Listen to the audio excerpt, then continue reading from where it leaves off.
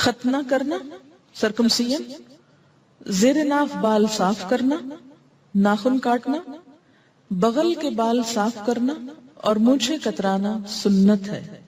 عن ابی ہریرہ رضی اللہ عنہ عن النبی صلی اللہ علیہ وسلم قال الفطرۃ خمس او خمس من الفطرۃ الختان والاستحداد وتقلیم الاظفار ونتف الابط وقص الشارب رواہ مسلم۔ حضرت ابو ہریرہ رضی اللہ عنہ سے روایت ہے کہ نبی صلی اللہ علیہ وسلم نے فرمایا فطرت میں 5 چیزیں شامل، یعنی انسان دوسرے جانوروں سے ممتاز ہوتا ہے۔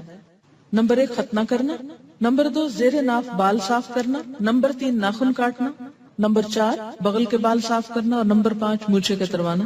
اسے مسلم نے روایت کیا ہے۔ مسلمان مردوں اور عورتوں کو 40 دن سے زیادہ ناخن بڑھانا منع ہے۔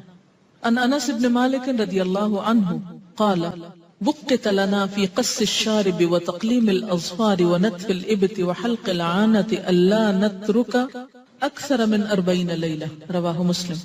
حضرت انس بن مالک رضی اللہ تعالی عنہ سے روایت ہے ہمارے لیے مونچھ کتروانے، ناخن کاٹنے، بغل کے بال صاف کرنے اور زیر ناف بال صاف کرنے کی مدت 40 دن مقرر کی گئی ہے، یعنی اس سے آگے نہ بڑھے۔ اسے مسلم نے روایت۔ اس کا یہ مطلب نہیں کہ اتنے دن انتظار کریں، اس کا مطلب یہ ہے کہ اس سے آگے نہیں جانا چاہیے۔ اور ویسے بھی صحت کے خلاف ہے ان سب چیزوں کی خلاف ورزی۔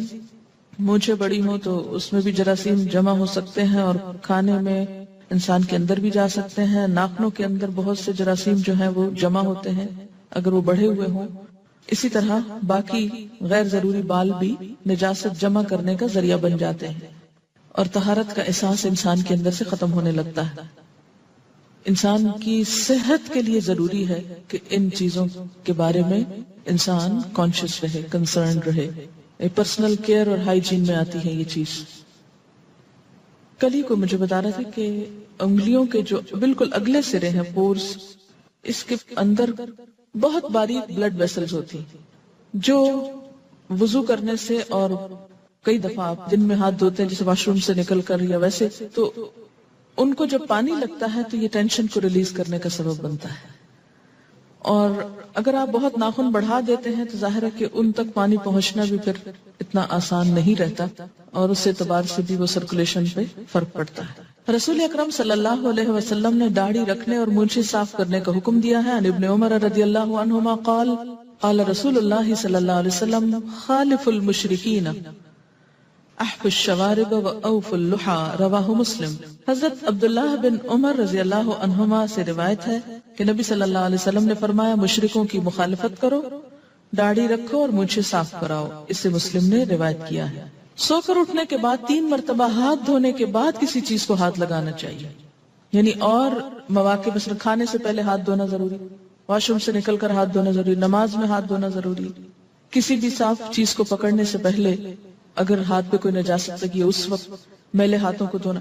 اور خاص طور پر یہاں ایک اور ادب سکھایا گیا کہ سو کر اٹھنے کے بعد بھی۔